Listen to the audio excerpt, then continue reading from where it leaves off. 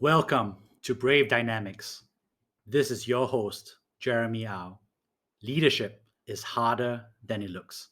As a proven founder and Harvard MBA, I interview courageous entrepreneurs, executives, and investors every week. I also share my frontline experiences, coaching insights, and own professional development journey. If you're stepping up as a new leader, founding a startup, or venturing into the great unknown, this is the podcast for you. Geoffrey See is the founder and chairman of Choson Exchange.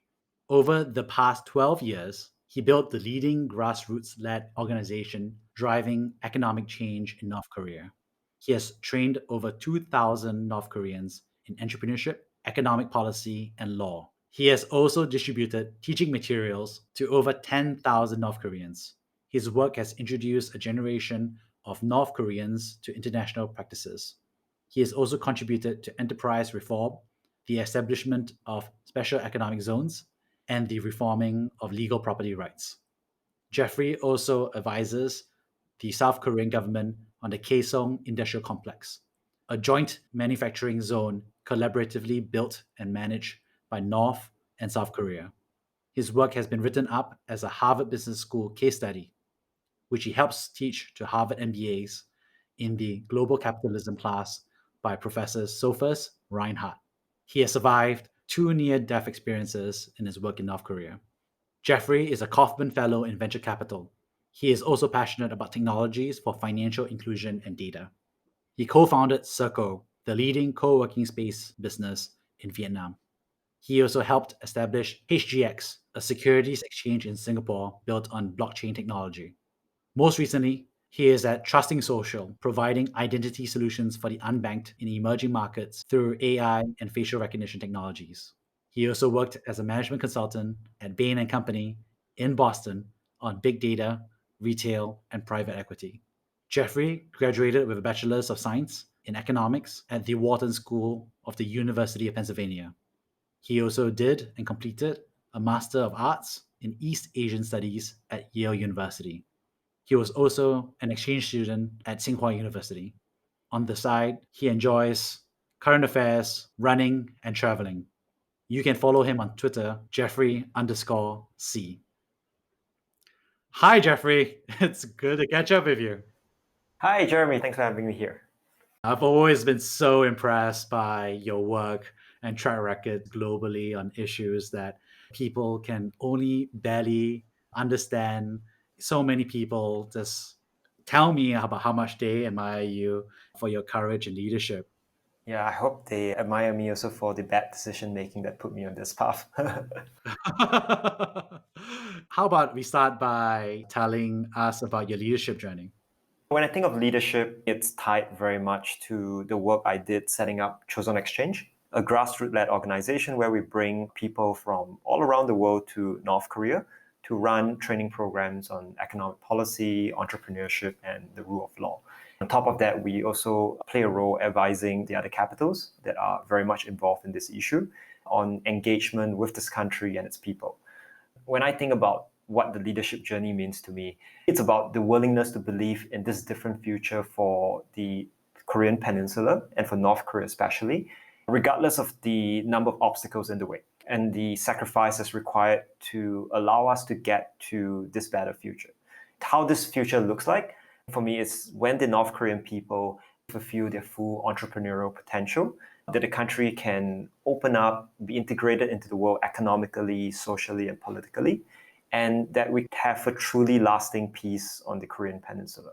That's the vision. Obviously, there's so many things that have to happen for us to get there. The leadership element comes in from the willingness to stay on this path and continuously push ahead, regardless of all the challenges.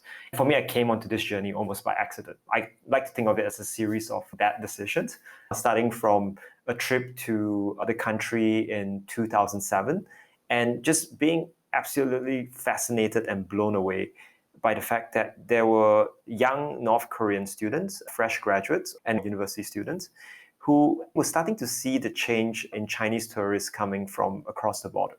For them, China used to be a very poor country, and now they're seeing all this Chinese tourists with fancy cameras, new fashion, clearly prospering. For a lot of North Koreans, that sparked this thought on the realization that the world is changing and they themselves have to change with it. And the path to success was through entrepreneurship, through engaging with businesses versus what it looked like 20, 30 years ago in the country. So that's how I stumbled onto this issue and made it a passion for myself. Why is leadership so important for you? This is an issue that more people should care about. We're stuck for so long in this suspended state of war. Both Koreas and the US are technically still at war, even though they signed an armistice more than 5 decades ago. Many of the parties involved in this on the border, like China, Russia, the US, North Korea, all have nuclear weapons. You have neighboring important countries like Japan and South Korea that, if they wanted to, could go nuclear fairly quickly. This is an issue that potentially, if it turns into a conflict, could become very severe devastation for countries around the region and potentially around the world. At the same time, there's a social element to this. There's a quarter of South Korean population whose family still lives in North Korea, who they have not seen for many decades. You have a country that's still suffering the scars of a civil conflict. It's a very, very important issue, both at a personal level for the 75 million people who live on the Korean Peninsula, but also for the rest of the world. The important thing for me is that even though it's an issue that at many times looks intractable, it is still something that more people should work towards a much more ideal end state rather than the frozen conflict that we have at this point in time, and which have existed for, frankly speaking, the last 5 decades. How did you get started in your journey? Talk us through it. My first exposure to the Korean issue came in 2005. I went to South Korea for an APEC conference. While I was there, I met people from divided families, so South Koreans who had family in the North, and I also met North Koreans who had fled the North and are now living in the South. I got very interested in it, read up everything I could about the topic. It's hard to believe it now. At that time, it was just really 5 books that you could read, and you said, I've read everything there was to be read about North Korea. That was my initial exposure. In 2007, I was interning in Beijing, and I had some time on my hands, so I decided that having done all the research, having interacted with the issue, I wanted to see what North Korea was like. That was how I ended up visiting Pyongyang as a tourist.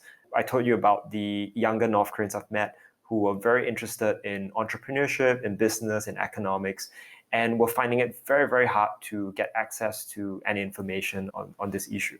So I decided that, when I leave, maybe I could send them a textbook or something like that.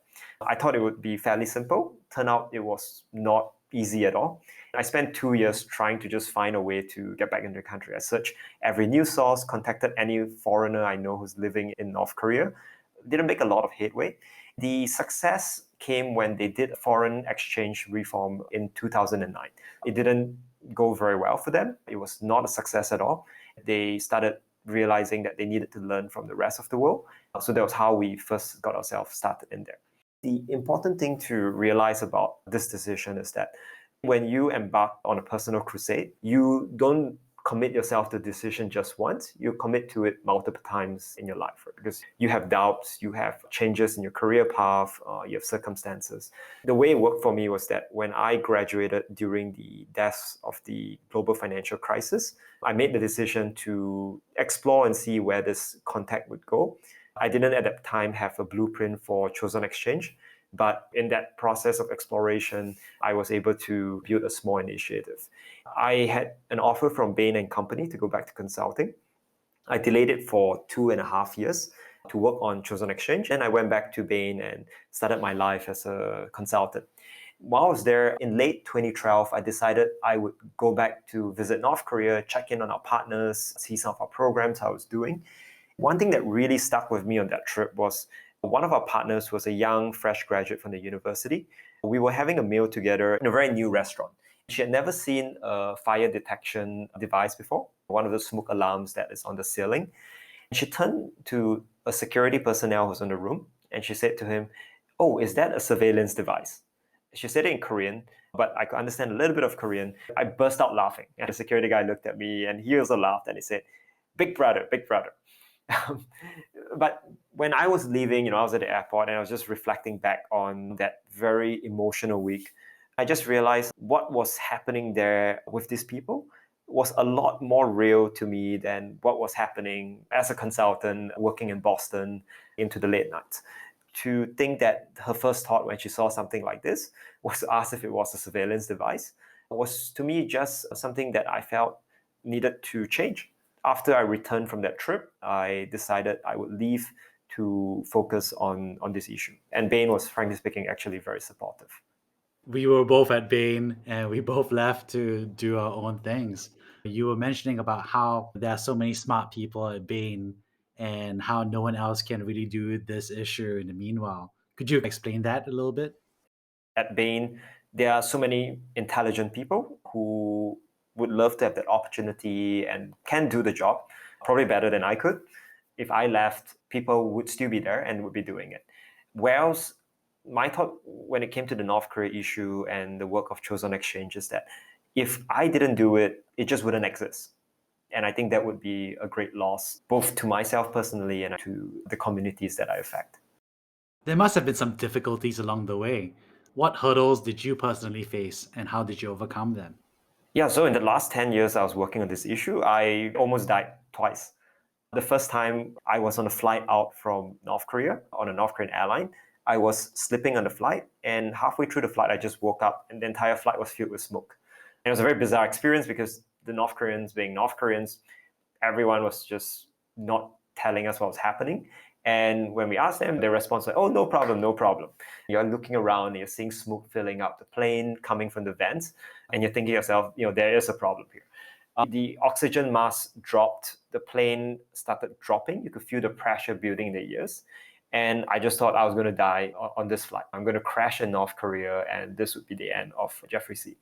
That didn't happen, thankfully, but it was one experience where it gave me a lot to think about. The other time was in 2014. Kim Jong-un had this very powerful uncle called Chang Soon-taek. He was executed by the North Koreans 3 weeks before the uncle's execution. Our partner that we worked with in North Korea disappeared. Initially, we thought nothing had happened. We didn't hear from him. We were supposed to have a program, but it was canceled. Then the execution news came out. I started to wonder if these two issues were connected. So I flew into North Korea about 4 weeks after the execution over Christmas, met with some of our other partners in the country, and we asked them what happened to the guy we were working with. Everyone was very tight-lipped. They didn't want to share a lot, but I walked away very much with the impression that there was some connection between this issue. So over the next 1 year, I kept asking our partners, where is the person I work with? Is he safe? How's he doing? We eventually did meet him again. He told us that there was an investigation because in one of our programs, we had trained people linked to some of the factions that were close to the uncle.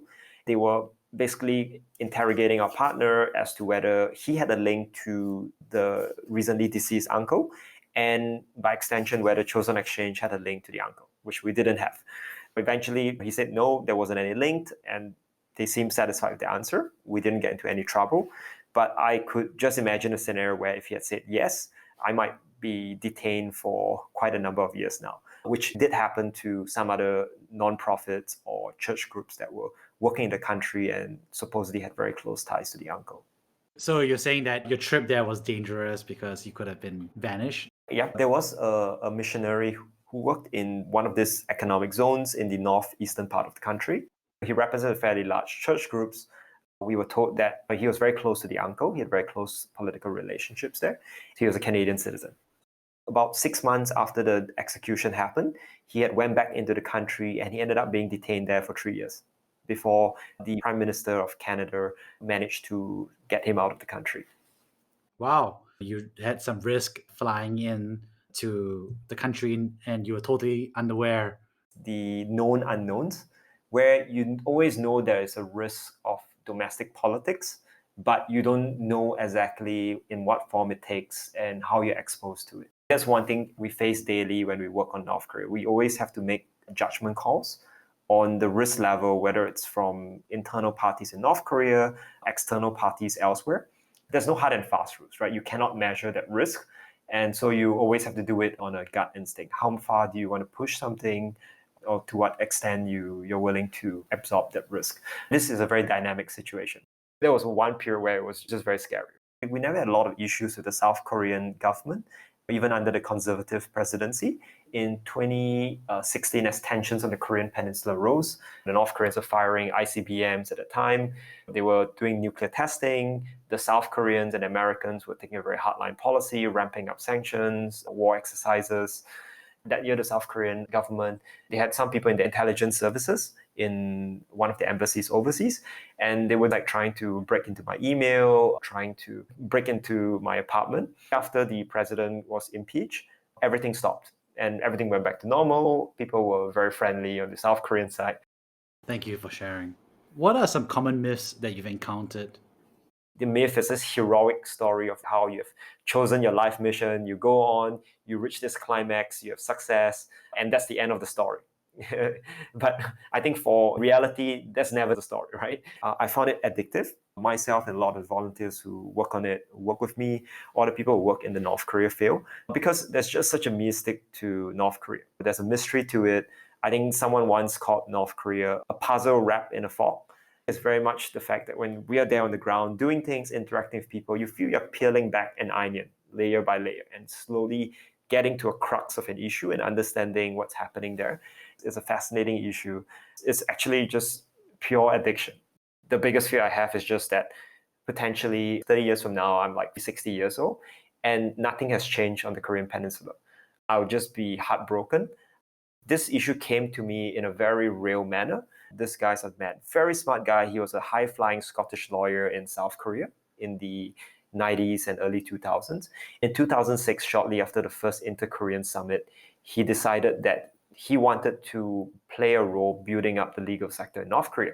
And he eventually set up a law practice in the country. He moved to North Korea, spent about a decade living and working in the country. And obviously things kept getting harder, sanctions kept ramping up, so he wasn't getting a lot of business. In 2018, he moved back to South Korea.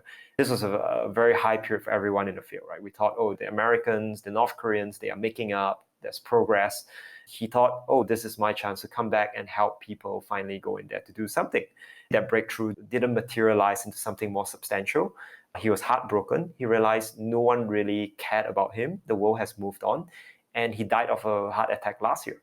There's that fear in my heart that in 30 years from now, am I going to look like him? It's something that you need the stars to align in the political sphere in so many different countries to see a real breakthrough.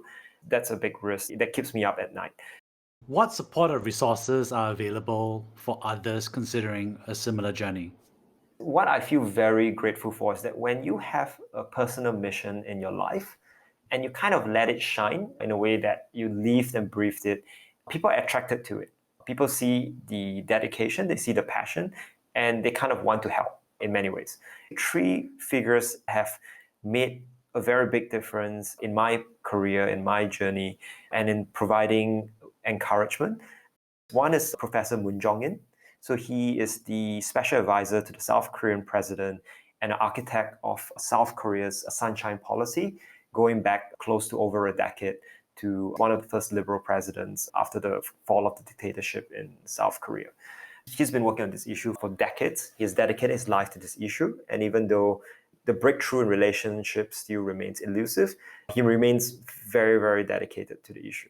So he's someone that I go to and I'm able to say, I'm so frustrated. I don't know where this is going. He is always very encouraging. And I kind of look up to him as a role model, as someone who has just given his life to this incredible mission. One is Geoffrey, who used to be the foreign minister of Singapore. I remember in 2017, in the craziness of all that nuclear testing, ICBMs, Donald Trump threatening fire and fury on North Korea, I went to visit my wife in the US, and we went down to Houston and we met with Geoffrey and his family. One thing he said to me that was just really important was that on these issues, it's people who have the dedication, who choose to believe in the alternative future and dedicate themselves to it, that make a difference in history. Just hearing that from him, and for him also taking such an interest in an issue that for many people is very peripheral, was just really important. He has continued to give help to us in different ways and give us advice and given us the long-term perspective on the issue. That's something that I was very grateful for and look up a lot to as someone who has a lot of empathy and a lot of passion for critical issues all around the world. Another person is Dominic Barton, who used to be the global managing director for McKinsey. I met him in a conference in Switzerland. This was shortly after I first started Choson Exchange, and we were very early in our work. I remember he was giving a talk about McKinsey, the management consulting firm, and how they solve all these incredible problems around the world, except that there were 3 problems that they do not touch. And the 3 problems was Myanmar, Iran, and North Korea. So I raised my hand and I said, I work on the North Korea issue. Why is it one of the issues that you just will not touch? He just looked at me and said, I lived in South Korea before. It's a critical issue. It's a very important issue. I want to talk to you right after this. So we went out to get lunch that year in Switzerland. I went back to the same conference. Next year, we had lunch again in Switzerland. He was just so fascinated by what I was doing. He was sharing with me his perspective, having lived in South Korea for 5 years and becoming a partner in South Korea, and how he just believed this was one of those important issues that people had to be working on it. He was very interested in the changes that were happening inside the country at the economic level, and he linked me up with some people and actually helped us bring some North Koreans to attend the same conference in Switzerland many years later. So through the darkest periods of this journey, all 3 of them gave good support, resources, encouragement in ways that have really kept me going and refreshed my outlook and my passion on this issue. These people cared, they recognized the importance of the issue, and they were willing to open up and say, this is also how I can help you in terms of your mission, because I believe in it. Amazing. So just a couple quick questions while I still have you. You say you love traveling and you've gotten to travel in North Korea, a country that very few of us have ever even explored or thought about it. What are some beautiful sights that you saw in North Korea? For me, it's the people. Our stereotypes of North Koreans come from different lenses. We have the very highly militarized images of North Koreans goose-stepping. You have Kim Jong-un, leader of the country, that's front and center of people's mind when they think of the country. You have refugees and the stories they have, hardships they endure to make their way out. But there's also the fact that 25 million people still live in that country. What I found interacting with them is that as much as they're very much constrained by the politics and the system that they live in, people are very curious. They want to learn. They ask a lot of questions once they feel comfortable with you, and they can be generous in some ways. I remember bringing a group of North Koreans to Singapore once, and they were very obsessed with going to take the Singapore Eye, the Ferris wheel we have by Marina Bay Sands. And I've never taken it. I was like, oh, it's expensive. I don't want to spend my money on it. And one is North Korean lady who was not fantastically rich, but she was just like, I saw it on the way in from the airport down to the hostel, and I just have to get on it. But you're coming with us, you're bringing us there, and if you're not getting on it, I'm not going to get on it. So she actually bought the ticket for me, and it was not a cheap ticket, especially for a North Korean. It was just really, really touching to me. That's experience we get in the country with actually quite a lot of people.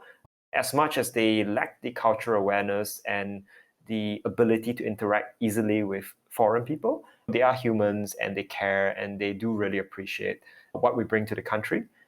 Going back to how I think about this issue is that if I was not doing it, no one else would be doing it.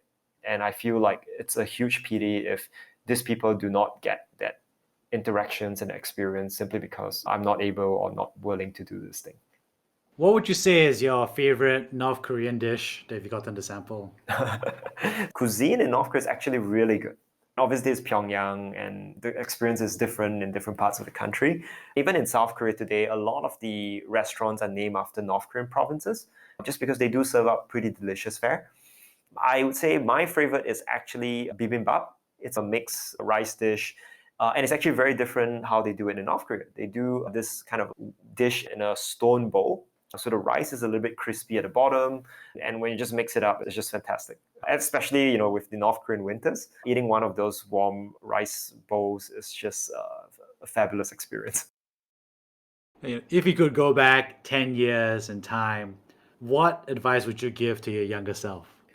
Wow, that's a challenging one, right? There is this external story where we tell and it looks like success. People believe that what you've done is great. But I think there's always a lot of self-doubt in that journey.